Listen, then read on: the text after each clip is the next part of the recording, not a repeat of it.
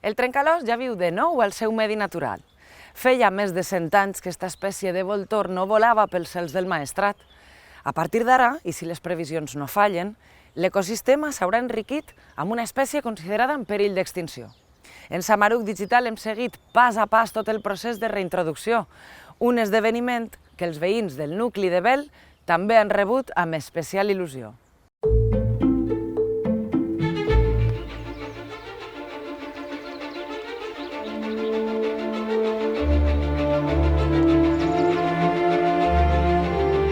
Fa més d'un segle, els últims trencalossos valencians volaven per aquestes muntanyes salvatges del nord de Castelló.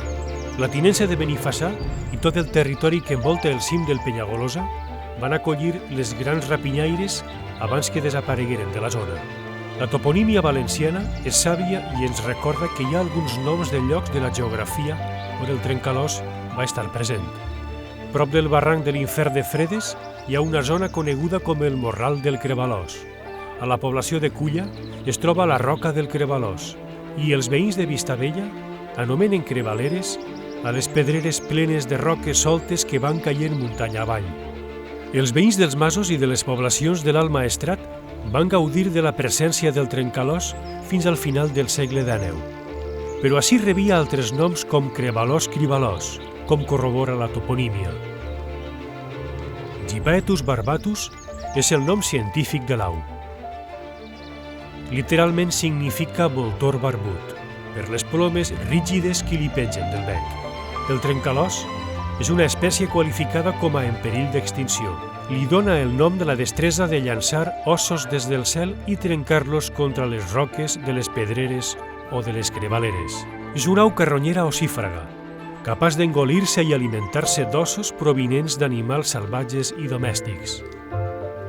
La Generalitat, per mitjà de la Conselleria d'Agricultura i Medi Ambient, ha decidit reintroduir el trencalòs a la tinença de Benifassà un segle després de la seva extinció. Es una especie de las más atractivas de la fauna europea y hemos conseguido, un trabajo interesante, convencer a otras comunidades autónomas vecinas como Cataluña, como Aragón, convencer al Ministerio de Agricultura y Medio Ambiente y convencer a la comunidad internacional que se preocupa por la conservación del quebrantahuesos que el maestrazgo, y en este caso como es de la tinença, puede ser una pieza muy importante en la conservación de la especie en Europa.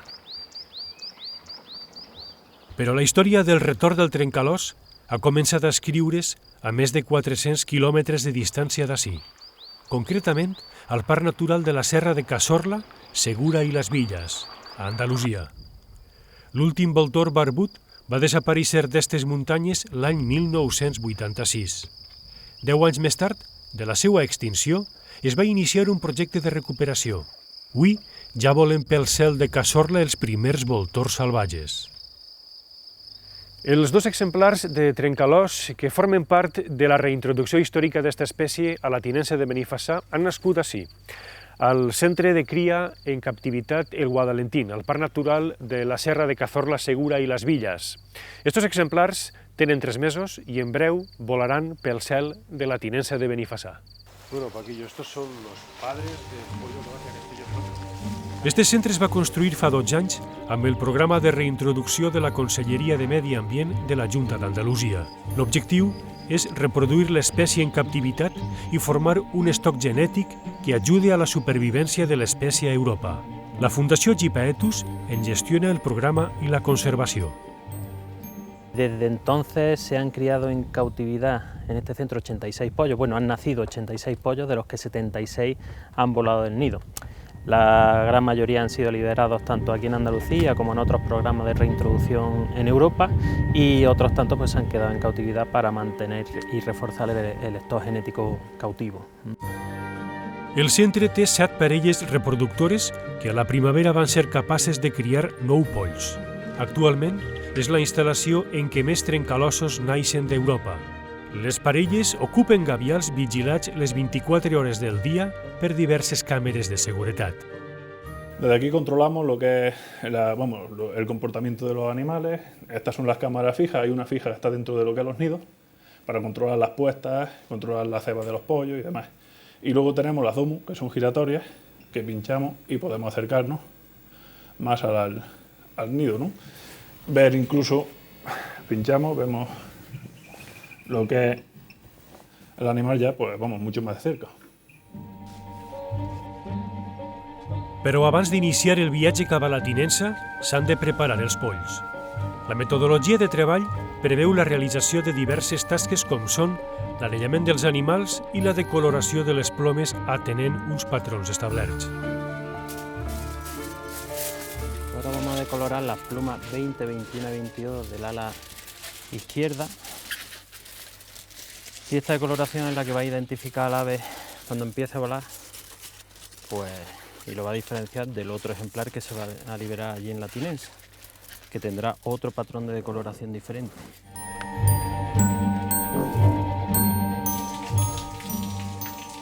El programa Samaruc Digital d'Apunt ha viatjat al centre de cria del trencalòs per a documentar la reintroducció històrica de l'espècie a la comunitat valenciana un segle després de l'extinció.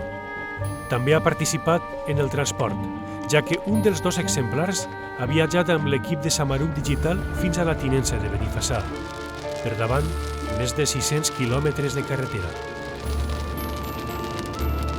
Després de 7 hores de viatge, per fi arriben els dos trencalossos al Centre de Recuperació de Fauna Fort del Vidre, ubicat a la Pobla de Benifassà.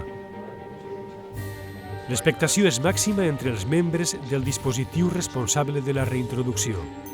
Així rebran les últimes atencions abans de ser traslladats als nius artificials.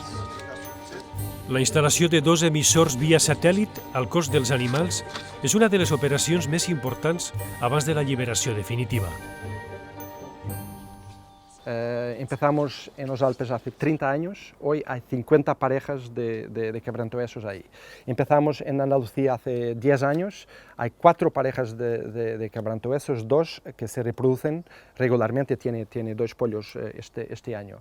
Entonces sabemos que nuestros métodos funcionan bien y ya los testamos en diversos ambientes. Aquí el hábitat es bueno en el sentido que hay rocas, hay falencias, hay paredes rocosas muy buenas para la nidificación. Hay mucho alimento, hay mucha cabra montesa, hay también algún ganado, vacas. Los recursos tróficos son buenos. La Comunitat Valenciana va iniciar el projecte de reintroducció del trencalòs fa poc més de 3 anys. Un dels entrebancs més importants que han de superar els responsables d'acollir qualsevol projecte d'aquestes característiques és haver controlat les amenaces principals que van dur l'espècie a l'extinció, com són l'ús del verí per al control d'alimanyes o la persecució directa. Però ara hi ha problemes moderns que caldrà vigilar, com les electrocucions o els xocs contra els parcs eòlics.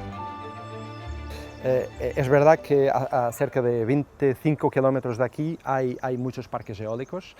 Nosotros vamos a seguir la situación, los patrones de dispersión de las aves y caso las eólicas representen un impacto grande sobre la población, con casos de mortalidad de quebrantohuesos, tenemos efectivamente que reevaluar y ver lo que se pasa.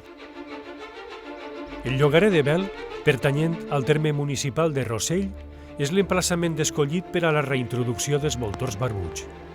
Bel és un dels 7 pobles que conformen la tinença de Benifassà. Es troba a 950 metres d'altitud i envoltat per un impressionant paisatge muntanyer.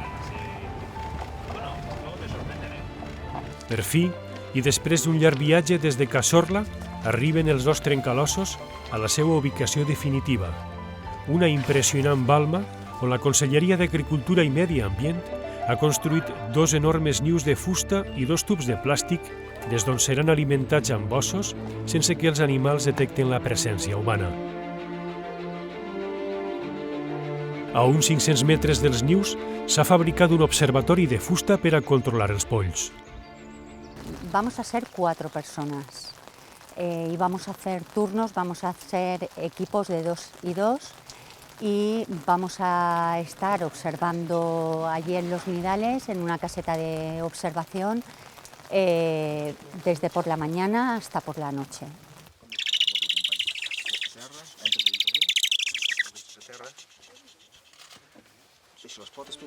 Amic i Alòs són els noms que han triat els alumnes de les escoles de Rossell i la Pobla de Benifassà per als 2 polls nascuts en captivitat a Cazorla fa uns 3 mesos.